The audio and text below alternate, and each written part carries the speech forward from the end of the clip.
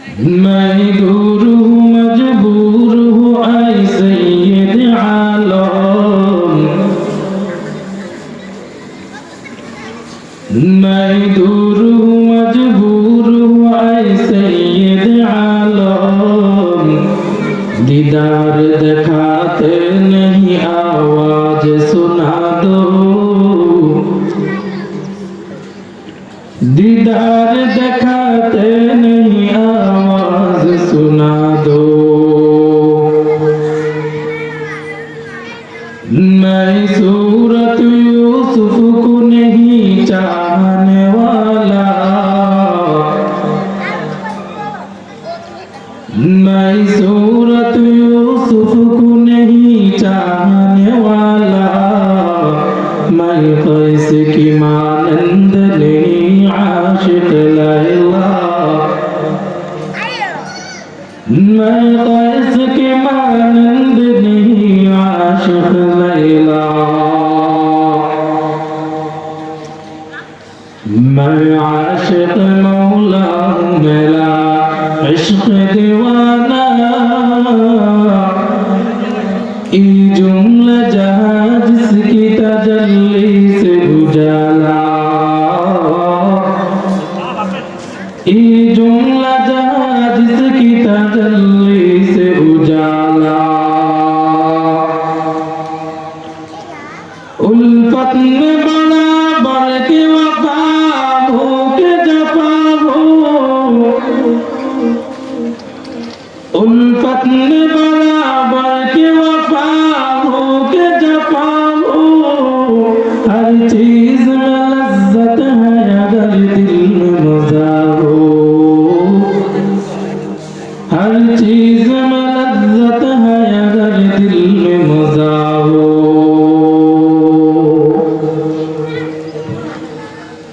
ঐতিহ্যবাহী বিচন্দায় পশ্চিম পাড়া শাহী জামে মসজিদের উদ্যোগে আয়োজিত আজকের এই বিশাল ওয়াজ ও দোয়ার মাহফিলের সম্মানিত সভাপতি, বিশেষ অতিথিবৃন্দ, আমার সামনে উপবিষ্ট সম্মানিত উলামায়ে কেরাম, স্টেজে উপস্থিত সম্মানিত মুরব্বিয়ানি আওয়াম, আমার কলিজার টুকরা যুবক ভাই ও স্নেহের ছোট ভাইরা, পর্দার আড়ালে অবস্থানরত শ্রদ্ধেয় সম্মানিত মা ও বোনেরা, মহান আল্লাহ পাক রব্বুল আলামিনের দরবারে অসংখ্য অগণিত শুকর ও সুজুদ যে মাওলা পাক রব্বুল আলামিন আমাকে আপনাদেরকে দুনিয়ার বিভিন্ন ফিতনা ফাসাদ থেকে, দুনিয়ার বিভিন্ন ঝামেলা থেকে মুক্ত রেখে কয়েকজন খাঁটি মুসলমান ভাইকে একত্র করে দুনিয়ার পরিভাষায় যাকে বেহেশতের বাগান বলা হয় এমন একটি মজলিসে আসার এবং বসার তৌফিক দিয়েছেন। এই জন্য মুসলমান হিসাবে ইমানের আওয়াজকে উচ্চ করে শ্রুতি মধুর কণ্ঠে কালিমাতুশ শুকর আদায় করি আলহামদুলিল্লাহ। মহান আল্লাহ পাক রব্বুল আলামিনের দরবারে আরো শুকর আদায় করি যিনি আমাদেরকে এই পর্যন্ত হায়াত দান করেছেন, সুস্থ রেখেছেন। এই কারণে মহান রব্বে করিমের দরবারে পুনরায় শুকর আদায় করি আলহামদুলিল্লাহ। আল্লাহ তাআলা আমাদের কয়েকজন ভাইকে কবুল করেছেন। এই বেহেশতের বাগানে আমরা যতক্ষণ বসে আছি, যেই সময় থেকে যতক্ষণ বসে থাকব, সহিহ হাদিস দ্বারা প্রমাণিত কোনো সন্দেহ নাই। সহিহ হাদিস যেগুলো, এগুলোর মধ্যে কোনো সন্দেহ নাই। এই সমস্ত মজলিসের মধ্যে যারা বসবে, আল্লাহ রাসূল সাল্লাল্লাহু আলাইহি ওয়াসাল্লাম বলেন, যতক্ষণ বসে থাকবে আল্লাহ তাআলা ততক্ষণ ওই বান্দাদের উপর রহমত নাজিল করতে থাকেন। সুবহানাল্লাহ। তার মানে আমরা যারা বসে আছি এই বেহেশতের বাগানে আল্লাহর পক্ষ থেকে রহমতের ফেরেশতারা আমাদের উপর রহমত বর্ষণ করতে আছে। সুবহানাল্লাহ। এই ভাগ্যটা সবার হয় না। কাদের হয়? যাদেরকে আল্লাহ কবুল করে, যাদেরকে আল্লাহ কবুল করেন, যাদেরকে আল্লাহ ভালোবাসেন, যাদেরকে আল্লাহ মহব্বত করেন, তাদেরই এই ভাগ্যটা হয় যে তারাই এই বর্তমান সময়ের মধ্যে আল্লাহর পক্ষ থেকে রহমত প্রাপ্ত। সেই সুবাদে আমরা এখনো যারা বাড়িতে এদিক সেদিক আছি, আমরা মাহফিলের ভিতরে চলে আসি। আমি আজকে খুতবার মধ্যে যে একটা আয়াত তেলাওয়াত করেছি, অসংখ্য অগণিত হাদিস সমূহ থেকে একটি হাদিস পাঠ করেছি। আল্লাহ তাআলা যদি তৌফিক দেন, উল্লেখিত আয়াত ও হাদিসের শাব্দিক তরজমা ও প্রাসঙ্গিক দুই একটি কথা বলার চেষ্টা করবেন ইনশাআল্লাহ। আল্লাহ তাআলা কোরআন শরীফের মধ্যে বলেন, আফাহাসিবতুম আন্নামা খালাকনাকুম আবাতা وأنكم إلينا لا ترجعون। দুনিয়ার মানুষদেরকে আল্লাহ তাআলা স্মরণ করায় দিতেছেন। দুনিয়ার মানুষের পরিস্থিতি দেখে আল্লাহ তাআলা বলতেছেন, আফাহাসিবতুম আন্নামা খালাকনাকুম আবাদা। হে দুনিয়ার মানুষ, হে আমার বান্দারা, তোমরা কি ধারণা করেছ যে তোমাদেরকে আমি অনর্থক সৃষ্টি করেছি? আন্নামা খালাকনাকুম আবাসা, অনর্থক সৃষ্টি করেছি, এটা কি তোমরা ধারণা করেছ? ওয়া আন্নাকুম ইলাইনা লা তুরজাউন, এবং পুনরুত্থান হবে তোমাদেরকে, আমার কাছে তোমাদেরকে প্রত্যাবর্তন করা হবে না, এটা কি তোমরা ধারণা করেছ? না, এটা ভুল। এটা কি ভুল। আমি যখন তোমাদেরকে দুনিয়ার মধ্যে পাঠাইছি, আদম আলাইহিস সালাতু ওয়াস সালাম থেকে নিয়ে কিয়ামত পর্যন্ত আমি আমার যত বান্দা দুনিয়ার মধ্যে পাঠাইছি, পাঠাবো, এর মধ্যে আমার একটা উদ্দেশ্য আছে। অনর্থক আমি পাঠাই নাই, অনর্থক আমি পাঠাই নাই, একটা উদ্দেশ্য আছে। এই মাইকওয়ালা যখন মাইক বানাইছে, বানানোর সময় তার একটা উদ্দেশ্য ছিল, যারা আওয়াজ হবে, মুসল্লিরা যারা আসবে, যারা দূর দূরান্ত থেকে বয়ান শুনবে, তারা কি মাইকের আওয়াজ দিয়ে বয়ান শুনবে। এরকম ভাবে প্রত্যেকটা বৈজ্ঞানিক যে কোনো মেশিন তৈরি করে, সব মেশিন তৈরি করার আগে তার একটা উদ্দেশ্য। এরকম ভাবে আল্লাহ আমাদেরকে যখন বানান, তখন আমার মাওলা পাক রব্বুল আলামিনেরও একটা কি আছে, উদ্দেশ্য। অনর্থক বানায় নাই। কেন বানাইছে? আল্লাহ তাআলা অপর আয়াতের মধ্যে বলেন, ওয়া মা খালাকাতুল জিন্না ওয়াল ইনসা ইল্লা লিয়াবুদুন। আল্লাহ তাআলা কোরআনের মধ্যে বলেন, এই দুনিয়ার মধ্যে জিন এবং ইনসানকে আমি অনর্থক সৃষ্টি করি নাই। জিন এবং ইনসানকে সৃষ্টি করেছি একমাত্র আমি মাওলার ইবাদত করার জন্য। কিসের জন্য সৃষ্টি করেছি? আল্লাহ ইবাদতের জন্য সৃষ্টি করেছি। তার মানে দুনিয়ার মধ্যে আল্লাহ তাআলা অনেক মাখলুক পাঠাইছেন। মাখলুক পাঠানোর সময় সব মাখলুকদেরকে জ্ঞান দেয় নাই, সব মানুষদেরকে, সব মাখলুকদেরকে আল্লাহ তাআলা বোঝার শক্তি দেয় নাই। গরুকে আল্লাহ তাআলা বোঝার শক্তি দেয় নাই, ছাগল বকরিকে আল্লাহ তাআলা বোঝার শক্তি দেয় নাই। আল্লাহ তাআলা অন্য কোন প্রাণীকে বোঝার শক্তি দেয় নাই, কথা বলার শক্তি দেয় নাই। কথা বলার শক্তি একমাত্র দুইটা প্রাণীকে দিয়েছেন, সেটা হলো এক নম্বর হলো জিন, আর এক নম্বর হলো মানুষ। এই দুই প্রাণী যাদের কথা বলার বাক শক্তি আছে এবং তাদের জ্ঞান রয়েছে ভিতরে, যাদেরকে বুদ্ধ সম্পূর্ণ বলা হয়। আল্লাহ তাআলা বলেন, আমি এই জ্ঞান মানুষদেরকে এইভাবে দেই নাই, কথা বলার শক্তি মানুষদেরকে এইভাবে দেয় নাই। দুনিয়ার মধ্যে আমি মানুষ এবং ইনসানকে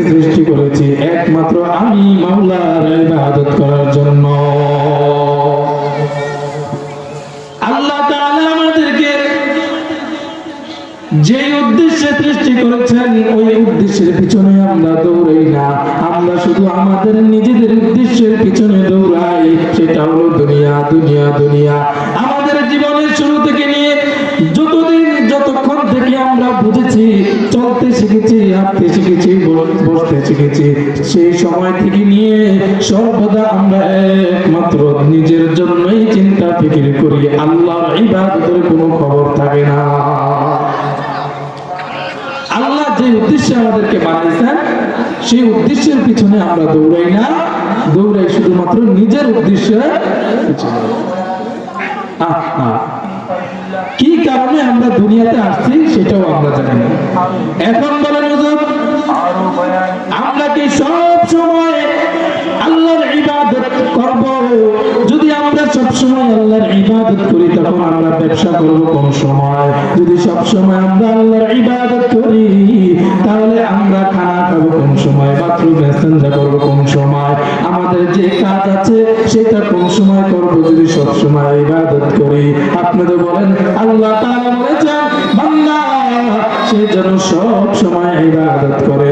আমি বলি না না, বান্দা মুমিন বান্দার খাওয়া ইবাদত, মুমিন বান্দার পান করা ইবাদত, মুমিন বান্দার ইস্তিনজা করা ইবাদত, মুমিন বান্দার বাজারে যাওয়া ইবাদত, মুমিন বান্দার সব কিছু ইবাদতের মধ্যে লিপ্ত হবে। মুমিন বান্দা যখন ঘুমাইবে সেটাও ইবাদত হয়ে যাবে। মুমিন বান্দা যখন নিজের কাজ করবে, কৃষি কাজ করবে, সেটাও ইবাদতের মধ্যে লিপ্ত হবে মুমিন বান্দা। মুমিন বান্দা তো সেই যার দুনিয়ার মধ্যে যে কাজ হবে সব ইবাদতের মধ্যে মশগুল হবে, লিপ্ত হবে। তবে কিভাবে? এইভাবে করলে হবে না। খানা তো আমরাও খাই, খানা তো কুকুররাও খায়, গরু খানা খায়, খানা তো আমরাও খাই, ইস্তেঞ্জা তো আমরাও করি, অন্যান্য পশু পাখিরা, অন্যান্য জীব জন্তুরাও ইস্তেঞ্জা করে। তবে পার্থক্য হলো আমাদের মানুষের মধ্যে আল্লাহ রাসূল আমাদেরকে আদর্শ দিয়ে গিয়েছেন, আর ওই পশু পাখির মধ্যে আদর্শ থাকে না। তার মানে আমার ঘুমটা ইবাদত হবে কখন? যখন আমি রাসূলের আদর্শ অনুযায়ী ঘুমাই। আমার খানাটাও ইবাদত হবে যখন আমার খানাটা হবে রাসূলের আদর্শ অনুযায়ী। আমার বাজারে যাওয়াটাও ইবাদত হবে যখন আমার বাজারে যাওয়াটা হবে রাসূলের আদর্শ অনুযায়ী। আমার ব্যবসাটা ইবাদত হবে যখন আমার ব্যবসাটা হবে রাসূলের আদর্শ অনুযায়ী। আমার সব কিছু ইবাদতের মধ্যে গণ্য হবে কখন? যখন আমার সব কিছু আল্লাহ রাসূলের আদর্শ অনুযায়ী, কোরআন অনুযায়ী, হাদিস অনুযায়ী হবে। তখন মুমিন বান্দার ঘুম থেকে নিয়ে জাগ্রত হওয়ার সময় যা যা করবে, যে কাজ করবে সব কিছু ইবাদতের মধ্যে গণ্য হবে। সুবহানাল্লাহ। তাহলে বোঝা গেল আমাদের কাজগুলো যদি আমরা আল্লাহ রাসূলের আদর্শ অনুযায়ী করি তাহলে আমাদের সব কাজ ইবাদতের মধ্যে গণ্য হবে। তাহলে আল্লাহর যে উদ্দেশ্য ওয়ামা খালাকাতুল জিন্না ওয়াল ইনসা ইল্লা লিয়াবুদুন, আল্লাহ তাআলার যে উদ্দেশ্য যে আমরা ইবাদত করব, তাহলে আল্লাহর উদ্দেশ্য অনুযায়ী আমাদের জীবন যাপন হয়ে যাবে। আর যখন আমাদের জীবন যাপন আল্লাহর উদ্দেশ্য অনুযায়ী হয়ে যাবে তখন মরণের পর একমাত্র আমাদের জন্যই জান্নাত থাকবে। সুবহানাল্লাহ। মুমিন হিসাবে কে না চায় আমি জান্নাতে যাই? মুমিন হিসাবে আমরা সকলেই চাই আমরা জান্নাতে যাই, কিন্তু আমাদের চলাফেরার অবস্থা আমরা এমন ভাবে চলাফেরা করি, দুনিয়ার পিছনে এমন ভাবে দৌড়াই, আমাদের উদ্দেশ্য দেখলে বোঝা যায় জান্নাতে যাওয়া আমাদের উদ্দেশ্য না, জাহান্নাম থেকে বাঁচা আমাদের উদ্দেশ্য না। আমরা দুনিয়ার পিছনে সারাদিন দৌড়াতে থাকি, অথচ সাহাবায়ে কেরামের দিকে তাকায় দেখেন ওই সাহাবায়ে কেরাম এই দুনিয়ার পিছনে দৌড়ায় নাই, ওই সাহাবায়ে কেরাম এই দুনিয়ার ভালোবাসায় দৌড়ায় নাই, ওই সাহাবায়ে কেরাম সব সময় আল্লাহর ইবাদত করেছে।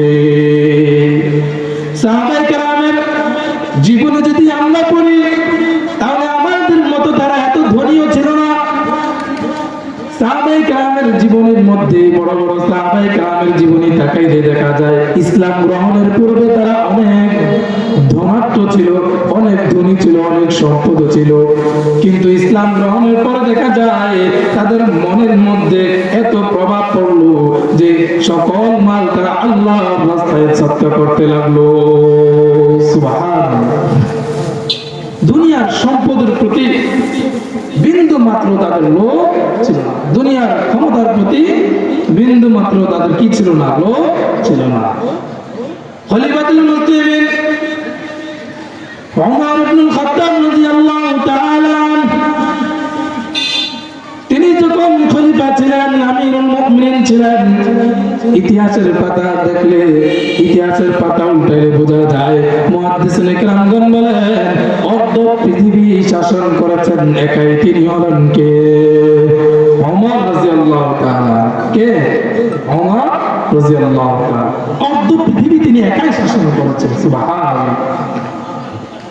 তিনার শাসনের জমানায় একজন আল্লাহ রাসূলের বড় সাহাবী ছিল, যার নাম সাঈদ ইবনে আমির আল-জুমাহি রাদিয়াল্লাহু তাআলা আনহু।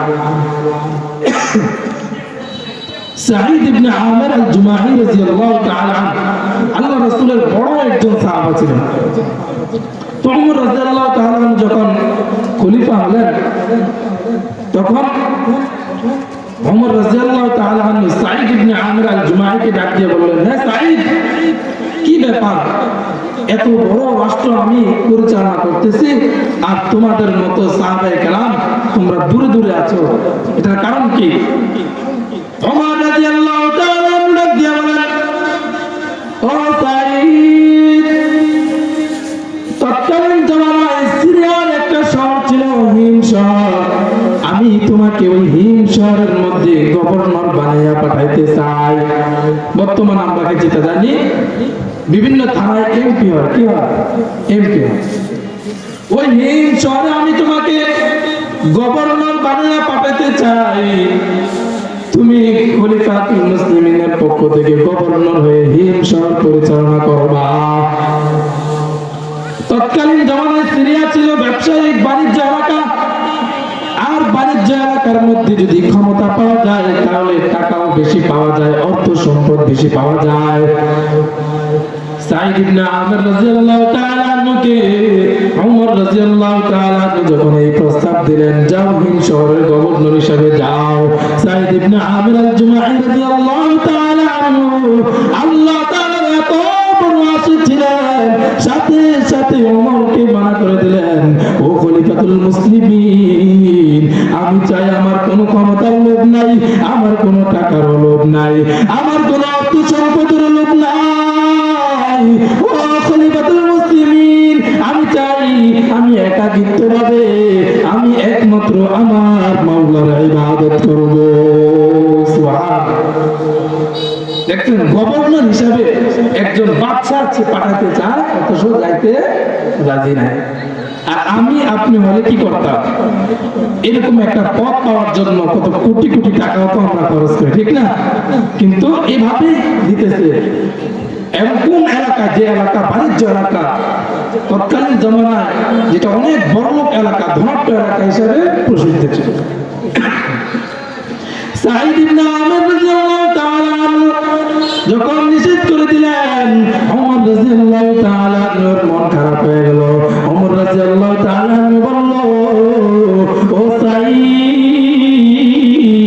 এই ব্যাপার তোমরা কেন এই খলিফার আদেশ অমান্য করো? ও সাঈদ,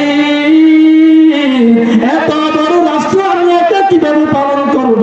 তোমার মতো আল্লাহর নবীর সাহাবায়ে কেরাম, মুখলেস সাহাবায়ে কেরাম যদি রাষ্ট্র পরিচালনা করার ক্ষেত্রে পিছিয়ে থাকো, আমি ওমর একা রাষ্ট্র পরিচালনা করতে পারবো না। সুতরাং আমি খলিফাতুল মুসলিমিন, আমিরুল মুমিনিন, ও তৎকালীন জামানার আমিরুল মুমিনিন হিসাবে আমি তোমাকে আদেশ করলাম, যাও যাও হিম শহরের গভর্নর হিসাবে চলে যাও। সাঈদ ইবনে আমির আল-জুমাহি রাদিয়াল্লাহু তাআলা আনহু রাজি হয়ে গেলেন। যেহেতু খলিফাতুল মুসলিমিনের কথা অমান্য করা, আল্লাহ রাসূল বলেন, আমিরের ইতাআত করা ওয়াজিব, আমিরের ইতাআত করা আবশ্যক। সেই হিসাবে সাঈদ ইবনে আমির আল জুমাহি রাদিয়াল্লাহু তাআলা আনহু তিনার প্রস্তাবে রাজি হয়ে গেলেন। ওমর রাদিয়াল্লাহু তাআলা আনহু ডাক দিয়ে বলেন, ও সাঈদ, আমি তোমাকে বাইতুল মাল থেকে তোমার রাষ্ট্রীয়ভাবে একটা ভাতা নির্ধারণ করতে চাই, মাসিক তোমার একটা বেতন নির্ধারণ করতে চাই, তুমি এতে কি বলো? সাঈদ ইবনে আমির আল-জুমাহি রাদিয়াল্লাহু তাআলা এত বড় মুখলেস মানুষ ছিলেন, দুনিয়ার প্রতি তার এত অনীহা ছিল, দুনিয়ার প্রতি তার একটু লোভ ছিল না।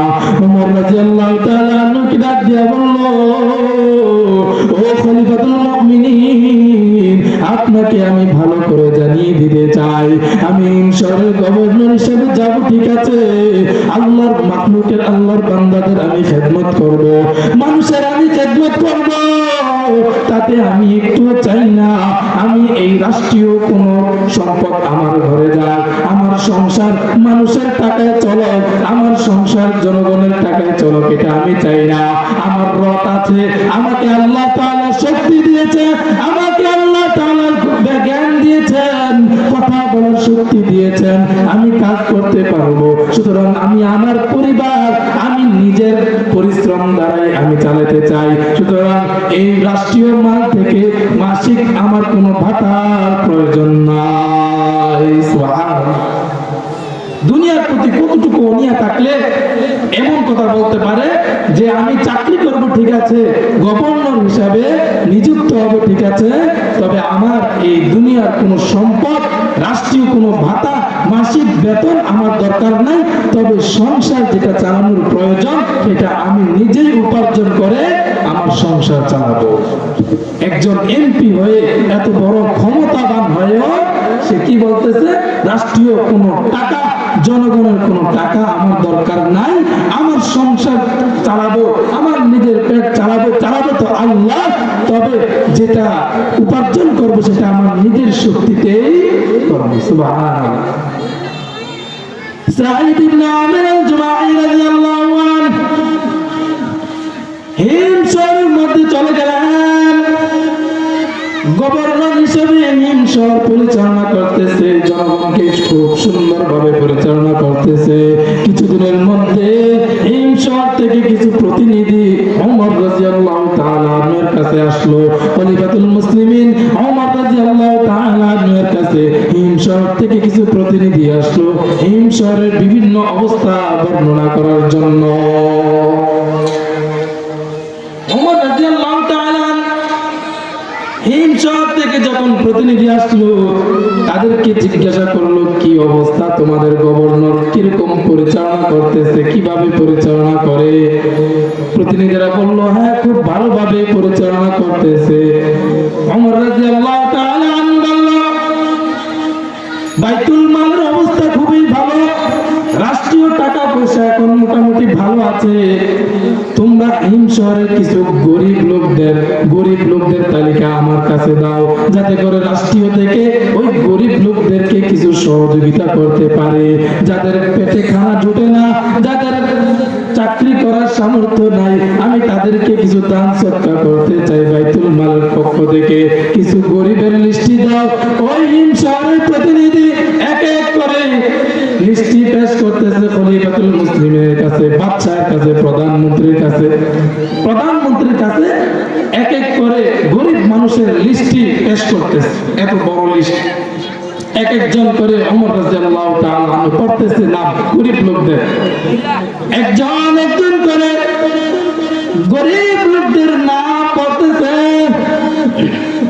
ওমর রাদিয়াল্লাহু তাআলা এই গরিব লোকদের লিস্টি পড়তে পড়তে এক সময় একটা নাম পরিচিত মনে হলো, সেই নামটার অন্য কারণ, সেটা হলো সাঈদ ইবনে আমির আল-জুমাহি। আল্লাহু এই নামটা একটু পরিচিত মনে হলো। হিমশহরের প্রতিনিধিদেরকে জিজ্ঞাসা করলো, এই সাঈদ ইবনে আমির আল-জুমাহি এটা কোন সাঈদ? প্রতিনিধিরা বলল, ও খলিফাতুল মুসলিমিন, এটা আমাদের এলাকার অন্য কোনো আর মানুষ না, এই দরিদ্র ব্যক্তি আর অন্য কোনো দরিদ্র ব্যক্তি না, এই ফকির ব্যক্তি অন্য কোনো আর ফকির ব্যক্তি নয়, এই সাঈদ ইবনে আমির আল জুমাহি রাদিয়াল্লাহু তাআলা যে নামটা আপনি দরিদ্র ব্যক্তিদের লিস্টিতে দেখতেছেন সেটা হলো আমাদের গভর্নর সাঈদ ইবনে আমির। চিন্তা করছেন হিমশর এমপি, এই এমপির নাম গরিব লোকের লিস্টিতে। কেমন দুনিয়া বিমুখ হলে, দুনিয়া থেকে গাফেল হলে, দুনিয়া লোভী না হলে একজন এমপি গভর্নরের নাম দরিদ্র ব্যক্তিদের লিস্টির মধ্যে থাকতে পারে। ওমর রাদিয়াল্লাহু তাআলা জিজ্ঞাসা করলেন এই ব্যক্তিকে, বলল আমাদের আমির। এই ব্যক্তি হলো সাঈদ ইবনে আমির আল জুমাহি। যে ব্যক্তিকে আপনি গভর্নর হিসাবে হিম শহরে পাঠিয়েছেন সে হলো এই ব্যক্তি। ওমর রাদিয়াল্লাহু তাআলা চোখে পানি আর বলে আমি রকম ফকির রকম তোমাদের শহরে আমি যে গভর্নর হিসাবে পাঠাইছি, তোমাদের আমি যে আমির হিসাবে যে ব্যক্তিকে পাঠাইছি, এমপি হিসাবে যে ব্যক্তিকে পাঠাইছি সেই ব্যক্তি তো অর্থ সম্পদ অনেক বেশি হওয়ার কথা, তার সম্পদের পরিমাণ তো অনেক বেশি হওয়ার কথা, তার সচ্ছলতা থাকার কথা। আর আমি তোমাকে বলেছি গরিব লোকদের নাম দাও, সেই গরিব লোকের নামের মধ্যে আমার চাই। আমি এরকম ফকির এরকম তোমাদের আমি রেখে তোমাদের মধ্যে দরিদ্র, এটা কি বলো? প্রতিনিধিরা কি উত্তর দিয়েছে জানেন? তো খলিফাতুল মুসলিমিন আমি এরকম ফকির এরকম না, আমিরুনা আফকারুনা। আল্লাহু আকবার। ওয়া খলিফাতুল মুসলিমিন আমিরুনা আফকারুনা, আমাদের আমির শুধুমাত্র দরিদ্র নয়, আমাদের আমির, আমাদের গভর্নর, আমাদের মধ্যে যত দরিদ্র ব্যক্তি আছে সবচাইতে বেশি দরিদ্র। আমিরুনা আফকারুনা, শুধু দরিদ্র না, বরং যে সমস্ত দরিদ্র ব্যক্তি আছে আমাদের এলাকায় তাদের চেয়ে সবচাইতে বেশি দরিদ্র হলো আমাদের গভর্নর, আমাদের এমপি। সুবহানাল্লাহ। ওমর রাদিয়াল্লাহু তাআলা আপনার চোখে দিয়ে পানি পড়তেছে। ওমর রাদিয়াল্লাহু তাআলা আপনার চোখে পানি। কি বলো তোমাদের আমি তোমাদের মধ্যে দরিদ্র না, সবচাইতে বেশি দরিদ্র। আমি সাঈদকে যেমন হিসাবে পাঠাইছি সাঈদকে তেমনই পেয়েছি। আমি জানি সাঈদ একজন মুখলেস সাহাবী, আল্লাহওয়ালা। সাঈদকে যেমন ভেবেছি ঠিক তেমনই পেয়েছি। ওমর রাদিয়াল্লাহু তাআলা ওই এমপি মন্ত্রী ওই গভর্নরের উপর খুশি হয়ে সাঈদ ইবনে আমির আল জুমাহি রাদিয়াল্লাহু আনহুর উপর খুশি হয়ে 1000 স্বর্ণ মুদ্রা পাঠাইলেন। কত স্বর্ণ মুদ্রা? 1000 স্বর্ণ মুদ্রার একটা থলি তিনার নিজের পক্ষ থেকে খুশি হয়ে উপহার হিসাবে সাঈদ ইবনে আমির আল জুমাহি রাদিয়াল্লাহু তাআলা এর কাছে পাঠাইলেন। সাথে একটা চিঠি সহ দিলেন। প্রতিনিধি যখন সাঈদ ইবনে আমির আল জুমাহি রাদিয়াল্লাহু তাআলা এর ঘরের সামনে গিয়ে দরজাকে করাঘাত করলেন। সাঈদ ইবনে আমির দরজা খুললো, দেখলো প্রতিনিধিরা চলে আসে হিমশহর থেকে, খলিফাতুল মুসলিমিনের পক্ষ থেকে প্রতিনিধিরা চলে আসছে। কি ব্যাপার? খলিফাতুল মুসলিমিনের পক্ষ থেকে কি খবর নিয়ে আসছো তাড়াতাড়ি বলো। প্রতিনিধিরা বলল খলিফাতুল মুসলিমিনের পক্ষ থেকে ছোট একটা ব্যাগ এবং একটা চিঠি আপনাকে হাদিয়া দিয়েছে। সাঈদ ইবনে আমির আল জুমাহি রাদিয়াল্লাহু তাআলা আনহু হাদিয়াটা গ্রহণ করলেন আর ওই ব্যাগ থেকে চিঠিটা খুললেন। চিঠিটা খুলে দেখে এই চিঠি অন্য কারো পক্ষ থেকে নয়, সেটা হলো খলিফাতুল মুসলিমিন ওমর রাদিয়াল্লাহু আনহুর পক্ষ থেকে চিঠি। চিঠি খোলার পর যে থলিটা হাদিয়া দিয়েছে ওই থলিটা খুললো সাঈদ ইবনে আমির আল জুমাহি রাদিয়াল্লাহু তাআলা ওই থলি খোলার পরে দেখলেন ওই থলির মধ্যে সাধারণ কোনো জিনিস নয়, সেখানে 1000 স্বর্ণ মুদ্রা হাদিয়া স্বরূপ। 1000 স্বর্ণ মুদ্রা, যেটা বর্তমান জমানায় কয়েক কোটির উপরে হয়। বর্তমান জমানায় কয়েক কোটির উপরে মূল্য হয়। সাঈদ ইবনে আমির আল জুমাহি আল্লাহর নবীর সাহাবী, মুখলিস সাহাবী, যখন দেখলেন খলিফার পক্ষ থেকে 1000 স্বর্ণ মুদ্রা উপহার আসলো, সাঈদ ইবনে আমির আল জুমাহি রাদিয়াল্লাহু তাআলা শব্দটা বের হলে সাথে সাথে চিৎকার তিনি বলেন ইন্না লিল্লাহি ওয়া ইন্না ইলাইহি রাজিউন। এত টাকা উপহার পাওয়ার পরে খুশি না হয়ে তিনি বলেন ইন্না লিল্লাহি ওয়া ইন্না ইলাইহি রাজিউন। খুশি হয় নাই, কান্না করে দিয়েছেন, জোরে চিৎকার করা শুরু করলেন। আমরা হলে কি করতাম? আমরা হলে কি করতাম? যদি আমাদেরকে কেউ 1 কোটি না 1 লক্ষ কিংবা 1000 টাকা উপহার দেয়, আপনাদের কথা বাড়িয়ে দিলাম, আমার কথাই বললাম, দরজাটা বাড়ি দিয়ে ঘরে গিয়ে একটা নাস্তান দিতাম, ঠিক না? খুশিতে, হ্যাঁ, এত টাকা পেয়ে গেলাম। সাঈদ ইবনে আমির আল-জুমাহি রাদিয়াল্লাহু আনহু খুশি হয় নাই, কান্না করে দিল, আর মুখে বলল ইন্না লিল্লাহি ওয়া ইন্না ইলাইহি রাজিউন। প্রতিনিধিরা চলে গিয়েছে, সাঈদ ইবনে আমির আল-জুমাহি রাদিয়াল্লাহু আনহু এর স্ত্রী চলে আসলো। কি ব্যাপার স্বামী, এতবার ইন্না লিল্লাহি ওয়া ইন্না ইলাইহি রাজিউন বললেন?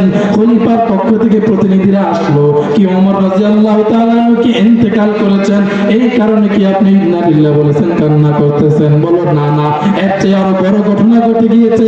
কি ব্যাপার, মুসলিম কোন সৈন্য বাহিনী যুদ্ধের মধ্যে পরাজিত হয়ে আসছে নাকি, এই কারণে আপনি কান্না করতেছেন? বলে না না, এর চাইতে আরো বড় ঘটনা ঘটে গিয়েছে। ও আমার বিবি, ভালো করে শুনে না, খলিফাতুল মুসলিমিন ওমর ইন্তেকাল করে নাই, যুদ্ধের মধ্যে মুসলিম বাহিনীরাও পরাজিত করে নাই।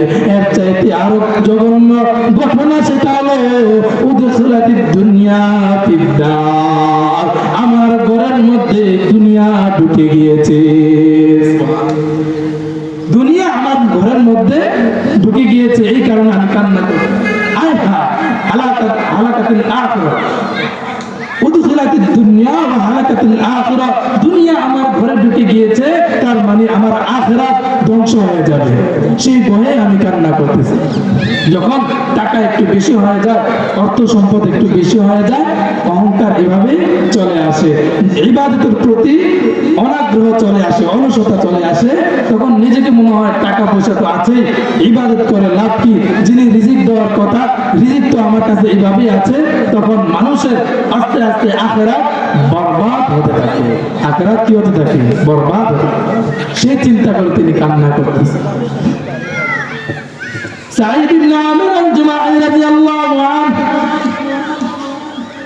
তিনি যেরকম মুখলেস মানুষ ছিলেন, তিনি আল্লাহর নবীর যেরকম মুত্তাকি, আল্লাহ ওয়ালা পরহেজগার একজন সাহাবী ছিলেন, ঠিক সেরকম তিনার বিবিও ছিল। তিনার বিবি ডাক দিয়া বললে, ও স্বামী, এত পেরেশান কেন করেন? এত পেরেশান করার দরকার নাই, আপনি কান্না করেন কেন? এখানে তো আপনি এই সম্পদ দ্বারা আপনি আখিরাত অর্জন করতে পারেন। কিভাবে? এই সম্পদ দ্বারা আপনি আমাকে দায়িত্ব দিয়া দেন, আমি একদিক থেকে বের হব, আর একদিক দিয়ে সকল গরিব মানুষদেরকে এই সম্পদ দান করে দেব। সুবহানাল্লাহ। আমার আপনার বিবি হলে কি বলতো? আমার বিবি আপনার বিবি হলো কি বলতো? যে তোমার এত দরবেশগিরি তুমি দেখাও, তুমি ঘরের মধ্যে ফ্রিজটা নষ্ট হয়ে আছে, এটা ঠিক করবা, ঘরের মধ্যে অমুকটা নষ্ট হয়ে আছে, এটা ঠিক করবা, ঘরের মধ্যে একটা সোফা সেট নাই, এটা বানাইবা, আর কি না কাউ দান করে দিবা। আমরা আমাদের স্ত্রী হলে এমন, এত টাকা পাওয়ার পরেও সাঈদ ইবনে আমিরেরও যেরকম দুনিয়ার লোক ছিল না, ঠিক তার স্ত্রীরাও এরকম কি ছিল না, দুনিয়ার লোক। বললেন, স্বামী, আমার কাছে টাকাগুলো দাও, আমি এই নিম শহরের মধ্যে যত গরিব ব্যক্তি আছে সকলকে আমি এই টাকাগুলো দান করে দেব। 1 টাকাও নিজের ঘরে রাখে নাই, সব টাকা তিনি বের হয়ে গরিবদেরকে সব টাকা দান করে দিয়েছেন। সুবহানাল্লাহ।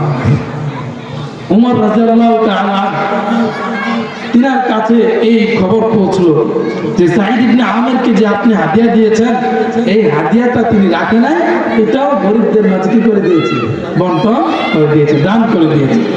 ওমর রাদিয়াল্লাহু তাআলা শোনার পরে কান্না করে দিয়েছেন, খুশিতে কান্না করে দিয়েছেন। আমি তো চেয়েছি এমন একজন ব্যক্তি শহরের গভর্নর হিসাবে পাঠাবো, যার মধ্যে দুনিয়ার কোনো লোভ থাকবে না, যার মধ্যে দুনিয়ার ভালোবাসা থাকবে না, থাকবে একমাত্র আল্লাহর ভালোবাসা। সাঈদ ইবনে আমর আল-জুমাহি রাদিয়াল্লাহু তাআলা তার ভিতরে দুনিয়ার প্রতি এত অনাগ্রহ দেখে তিনি খুশি হয়ে চিন্তা করলেন হাদিয়া দিয়ে কাজ হবে না, তাকে গিয়ে আমি সরাসরি দেখতে হবে, আমি তার সাথে সরাসরি সাক্ষাৎ করব। ওমর রাদিয়াল্লাহু তাআলা সরাসরি সাক্ষাৎ করার জন্য সৈন্য বাহিনীর কাফেলা নিয়ে হিম শহরের দিকে রওনা করলেন। হিম শহরের মধ্যে গিয়ে জনসম্মুখে সব মানুষদেরকে একত্র করলেন। বাচ্চা যখন আসছে তখন সব মানুষ একত্রিত হয়ে গিয়েছে। খলিফাতুল মুসলিমিনের নাম শুনেছে কিন্তু ওমরকে দেখে নাই, কখনো ওমরকে দেখে নাই। আমাদের এখানেও যদি কোনো নেতা আসে, আমাদের প্রধানমন্ত্রী যে যদি আসে, তাহলে সকল মানুষ একবার হলো দেখার জন্য, ঠিক না, একবার হলো দেখার জন্য আসবে। ঠিক এরকম ভাবে ওমর রাদিয়াল্লাহু তাআলা যখন হিম শহরের মধ্যে চলে গেলেন, চারিদিকে খবর হয়ে গেল খলিফাতুল মুসলিমিন চলে আসছে, চারিদিকে মানুষ একত্রিত হয়ে গিয়েছে। ওমর রাদিয়াল্লাহু তাআলা মানুষদেরকে জিজ্ঞাসা করতে লাগলেন, কি খবর তোমাদের কাছে? আমি যে গভর্নর পাঠাইলাম, সাঈদকে তোমাদের গভর্নর হিসেবে পাঠাইলাম, কেমন ভাবে সে শাসন করতেছে? তখন দেখে একজন দাঁড়িয়ে বলে, ও খলিফাতুল মুসলিমিন, আমার একটা অভিযোগ আছে। আরেকজন দাঁড়িয়ে বলে, আমাদের আমিরের নামে আমারও একটা অভিযোগ আছে। আরেকজন দাঁড়িয়ে বলে, আমার অভিযোগ আছে। খলিফাতুল মুসলিমিন ওমর রাদিয়াল্লাহু তাআলা বলল, ঠিক আছে, বসো বসো, আমি তোমাদের আমিরকে সামনে ডাক দিয়ে নিয়ে আসি, তার সামনে বিচার হবে কি কি অভিযোগ। ওমর রাদিয়াল্লাহু তাআলা চিন্তায় পড়ে গেলেন, আর কি শুনে আসলাম? আমি তো শুনলাম যে সাঈদ ইবনে আমর কত ভালো সুন্দরভাবে রাষ্ট্র পরিচালনা করতেছে, এখন যে দেখি মানুষের অভিযোগের ঘাটতি। তখন সাঈদকে ডাক দিয়ে আনলো। দেখছেন প্রধানমন্ত্রী হলে কেমন হতো, যে সে জাতি দিয়ে যেই রাষ্ট্র, যেই শহর পরিচালনা করতেছে, তাকে শাসন করতেছে, একাকিত্ব নয়, জনসম্মুখে। যাও সাঈদকে নিয়ে আসো, কি অভিযোগ তার নামে, তার সামনে মানুষদের থেকে সে অভিযোগ আমি শুনবো। সাঈদ ইবনে আমর উপস্থিত। এবার ওমর রাদিয়াল্লাহু তাআলা একজন ডাক দিয়ে বললেন, দাঁড়াও, তার কি অভিযোগ? অভিযোগ দেওয়ার জন্য দাঁড়াও। আমি খলিফাতুল মুসলিমিন, আমি ওয়াদা দিলাম এখনই বিচার করব। একজন দাঁড়িয়ে গেলেন, দাঁড়িয়ে বলল, খলিফাতুল মুসলিমিন, যে গভর্নর বানাইয়া আপনি আমাদের হিম শহরে পাঠাইছেন, আমাদের আমিরের ব্যাপারে একটা অভিযোগ হলো, আমাদের আমির যখন অফিসে আসে একটু দেরি করে আসে, মাঝে মধ্যে একটু কি করে আসে, দেরি করে আসে। ওমর রাদিয়াল্লাহু তাআলা বলেন, কি ব্যাপার, তুমি কেন দেরি করে আসো? রাষ্ট্রীয় কাজ তো সময় মতো উপস্থিত থাকা দরকার, তুমি কেন দেরি করে আসো? সাঈদ ইবনে আমর আল-জুমাহি রাদিয়াল্লাহু তাআলা আনহুর চোখে পানি। আর ডাক দিয়ে বলল, খলিফাতুল মুসলিমিন, আমি চাই না এই কথা আমি ছাড়া, আমার মাওলাকে ছাড়া অন্য কাউকে জানাতে। শুধুমাত্র এখন যেহেতু জনগণ আমার ব্যাপারে অভিযোগ দিয়েছে, বিষয়টা পরিষ্কার করার দরকার। ও খলিফাতুল মুসলিমিন, মাঝে মধ্যে আমি একটু দেরি করে আসি, কারণ আমি রাষ্ট্রীয় কোনো ভাতা পাই না, নিজে উপার্জন করে কিছু টাকা উপার্জন করি, কোনোভাবে পেটটা চলে, সংসার চালাই। ও খলিফাতুল মুসলিমিন, অন্যান্য গভর্নর মতো আমার অর্থ সম্পদ নাই, আমার এত টাকা পয়সা নাই যে আমি একটা কর্মচারী রাখবো, আমার ঘরের মধ্যে কোনো কর্মচারী নাই, আমি, আমার বিবি, আমার বাচ্চারা, আমি যখন সকালে আসি তখন আমি আমার বিবির সাথে ঘরের কাজে সাহায্য করি, বাসন বাড়ি ধুয়ে দেই, আমার বিবির সাথে আমি রান্নার কাজে সহযোগিতা করি, আমার বিবির সাথে ঘরোয়া সব কাজে সহযোগিতা করে, আসতে মাঝে মধ্যে একটু দেরি হয়ে যায়। ওমর রাদিয়াল্লাহু তাআলা বলল, আমি তোমার ব্যাপারে যেটা ভেবেছি সেটাই হয়েছে, আমার সাঈদ তো অন্য কোনো কারণে আসতে পারে না, দেরি করে আসতে পারে না। আরেকজনকে বলো, তুমি দাঁড়াও, কি অভিযোগ? বলল, ও খলিফাতুল মুসলিমিন, আমার অভিযোগ হলো, আমাদের যে আমি এই হিম শহরের মধ্যে আপনি পাঠাইছেন, আমাদের আমির দিনের মধ্যে আসে, অফিসের মধ্যে, দিনের মধ্যে আসে, কিন্তু রাত্রের মধ্যে তার দরজার মধ্যে করাঘাত করলো, তিনি দরজা খুলে না। তো দিনের মধ্যে শুধু তিনি রাষ্ট্রীয় কাজ পরিচালনা করে, কিন্তু রাত্রে তার কাছে গেলে তাকে পাওয়া যায় না। এখন খলিফাতুল মুসলিমিন রেগে গেলেন, কেন? মানুষের সমস্যা সবসময় থাকতেই পারে, তুমি দিনের মধ্যে রাষ্ট্রীয় কাজ পরিচালনা করবা, রাত্রে কেন রাষ্ট্রীয় কাজ থেকে বিরত থাকো? সাঈদ ইবনে আমির আল-জুমাহি রাদিয়াল্লাহু তাআলা আনহু বলেন, ও খলিফাতুল মুসলিমিন, আমি এটাও গোপন রাখতে চেয়েছিলাম, দুনিয়ার মানুষ কেউ জানে না, আমার ঘরোয়া ভাবে আমি ছাড়া, আমার মাওলা ছাড়া আর কেউ এই কথা জানে না। ও খলিফাতুল মুসলিমিন, আমি আমার জীবনটাকে দুই ভাগে বিভক্ত করে নিয়েছি। আমার প্রত্যেক দিনগুলোকে আমি দুই ভাগে বিভক্ত করে নিয়েছি। এক প্রকার হলো দিনের মধ্যে, আর একটা ভাগ করেছি রাতের মধ্যে, যে আমি দিনের মধ্যে আমি মানুষের খেদমত করব, আপনি যে আমাকে দায়িত্ব দিয়েছেন সেই দায়িত্ব পালন করব, রাষ্ট্রীয় কাজ করব। রাত্রের মধ্যে আমি কোনো রাষ্ট্রীয় কাজ করব না, রাষ্ট্রীয় কোনো কাজ পরিচালনা করব না, কারণ রাত্রটাকে আমি রেখে দিয়েছি আমার মাওলার জন্য। আল্লাহ, আমি দিনের মধ্যে সব কাজ পরিচালনা করি, কিন্তু যখন মাগরিবের আযান দিবে তখন আমি আর এই দুনিয়ার ফিকরে থাকি না, তখন থেকে আমি আল্লাহর ইবাদতে মশগুল হয়ে থাকি। যে রাতের মধ্যে আল্লাহ তাআলা রহমতের হাত ছানি দিয়ে আমাদেরকে ডাকেন, সেই সারা রাত আমি আল্লাহর ইবাদতের মধ্যে মশগুল থাকি। ওমর রাদিয়াল্লাহু তাআলা আনহু বলেন, ও হিমচরের জনগণ, তোমাদেরকে আমি যে আমিরকে পাঠাইছি, আমি ভেবেই পাঠাইছি সে সাঈদ একজন মুখলেস সাহাবী, তার ভিতরে দুনিয়ার কোনো লোভ নাই। ও দুনিয়ার সকল মানুষ, এখান থেকে শিক্ষা নাও। এই সাহাবায়ে কেরাম থেকে আমাদের অনেক কিছু শিক্ষার আছে। তাদের ভিতরে দুনিয়ার কোনো লোভ লালসা ছিল না। আর যদি তাদের স্থানে আমরা হতাম, তারা দুনিয়ার অনেক অফার পেয়েছিল, ইসলামকে ত্যাগ করার বিনিময়ে দুনিয়ার অনেক অর্থ সম্পদের অফার পেয়েছে, তারা রাখে নাই। আমাদের নবী হযরত মুহাম্মদ সাল্লাল্লাহু আলাইহি ওয়াসাল্লাম দুনিয়াকে প্রাধান্য দেয় নাই। আল্লাহ বলেন, আপনি যদি চান আমি উহুদ পাহাড়কে স্বর্ণ দ্বারা রূপান্তরিত করে আপনাকে দুনিয়ার মধ্যে সবচাইতে বেশি ধনাঢ্য বান্দা বানাই দিতে চাই। আল্লাহ, আমার নবী বলেন, না না, ও মাওলা, আমার ধনী হওয়ার প্রয়োজন নাই, আমি ফকিরকে, দারিদ্রতাকে আমি পছন্দ করি। সাহাবায়ে কেরামের আদর্শ, রাসূলের আদর্শ ছিল দুনিয়ার প্রতি ভালোবাসা ছিল না। তারা যদি চাইতো তাদের সম্পদের মধ্যে অনেক সম্পদ জমা করতে পারত, কিন্তু না না, তাদের জীবনের দিকে তাকাইলে দেখা যায় সকাল থেকে নিয়ে সন্ধ্যা পর্যন্ত তারা নিজেদের জন্য কাজ করতো ঠিক, তবে আজকের জন্য যদি খানা হয়ে যায়, যে উপার্জনটা আজকের জন্য হয়ে যায়, তারা ওইটুকু সময় দুনিয়ার কাজে ব্যয় লাগায়, বাকি সময়টা আখিরাতের জন্য লাগিয়ে দেয়। আর দুনিয়া সিজনুল মুমিনিন ওয়া জান্নাতুল কাফিরিন, দুনিয়া হলো মুমিনদের জন্য, দুনিয়া হলো মুমিনদের জন্য জাহান্নাম, বিরামখানা, জেলখানা। ওয়া জান্নাতুল কাফিরিন, আর জান্নাত, আর কাফিরদের জন্য হলো দুনিয়া জান্নাত। দেখেন, বিজাতিরা যারা আছে, কাফেররা যারা আছে, তাদের অর্থ সম্পদ আমাদের তুলনায় তাদের আরো বেশি থাকে।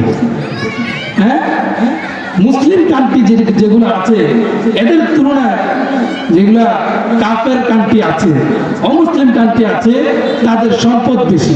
তাদের কি সম্পদ বেশি? কেন? আল্লাহ তাআলা বলেন, এই কাফিরদেরকে আমি যা দিয়েছি, যা দেব, সব এই দুনিয়ার মধ্যে, আখিরাতের মধ্যে তাদের কোনো অংশ নাই। বিসমিল্লাহির রহমানির রহিম, এর মধ্যে রহমানও আছে, রহিমও আছে।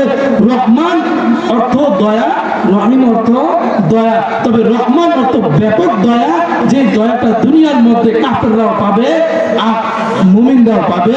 কিন্তু রহিম অর্থ যে দয়া, সেটা একমাত্র জান্নাতের মধ্যে মুমিনরাই পাবে।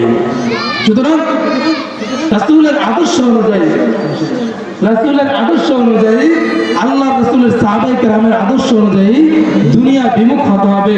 দুনিয়া থেকে আমরা বিমুখতা প্রদর্শন করতে হবে। এই দুনিয়ার লোভ আমাদের সব কিছুর মূল, এই দুনিয়ার ভালোবাসা সকল গুনাহের মূল। যত গুনাহ করি একমাত্র এই দুনিয়ার জন্য। সুদ খাই কিসের জন্য? দুনিয়ার জন্য। হারাম খাই কিসের জন্য? এই দুনিয়ার জন্য। এরকম ভাবে যত কিছু দেখি সব গুনাহের মূল যদি আমরা বিচারি তাহলে একমাত্র দুনিয়ার ভালোবাসা। দুনিয়ার ভালোবাসা যার ভিতরে নাই তার গুনাহ নাই। সাহাবায়ে কেরামের গুনাহ ছিল না, কারণ কি?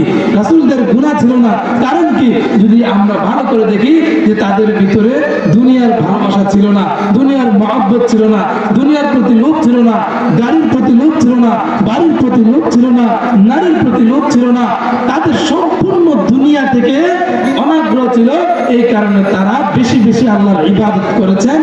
এমন পছন্দ আল্লাহ তাআলা তাদেরকে করেছেন, আল্লাহ তাআলা তাদেরকে দুনিয়ার মধ্যে থাকা অবস্থায় জান্নাতের সার্টিফিকেট দিয়েছেন। আর আমাদের এমন অবস্থা কেন? আমরা এত গুনাহ করি কেন? তার মানে হলো আমাদের ভিতরে 24 ঘন্টা সব সময় শুধুমাত্র দুনিয়ার পেরেশান, দুনিয়ার পেরেশান। এই কারণে যদি যেই জীবনের যে কতটুকু হায়াত আছে, এই হায়াতের মধ্যে আমরা দুনিয়ার চিন্তা ফিকির কম করে, ওই যে প্রথমে বলেছিলাম আল্লাহ তাআলা আমাদেরকে যে জন্য পাঠাইছেন, ওমা খালাকতুল জিন্না ওয়াল ইনসা ইল্লা লিয়াবুদুন, আল্লাহ আমাদেরকে পাঠাইছেন, জিন এবং ইনসানকে পাঠাইছেন একমাত্র মাওলার ইবাদত করার জন্য, আল্লাহর ইবাদত করার জন্য। আল্লাহর যে উদ্দেশ্য, সেই উদ্দেশ্যের পিছনে আমরা দৌড়াবো। দৌড়াইলে তারপরে কবর গেলে আমাদের জন্য রয়েছে মেহমান হিসাবে জান্নাত, ঠিক না? এই কারণে আল্লাহ তাআলা আমাদের সকলকে দুনিয়া থেকে বিমুখতা প্রদর্শন করে আল্লাহর ইবাদত করে দুনিয়া থেকে ইন্তেকাল করার তৌফিক দান করুক। ওয়া আখিরু দাওয়ানা আলহামদুলিল্লাহি রাব্বিল আলামিন। আসসালামু আলাইকুম ওয়া রাহমাতুল্লাহ। মাশাআল্লাহ, অসংখ্য ধন্যবাদ তোমাদের ঐতিহ্যবাহী জামে মসজিদের সম্মানিত খতিব জনাব হযরত মাওলানা মুফতি কামরুল ইসলাম উসমানী সাহেবকে। আল্লাহ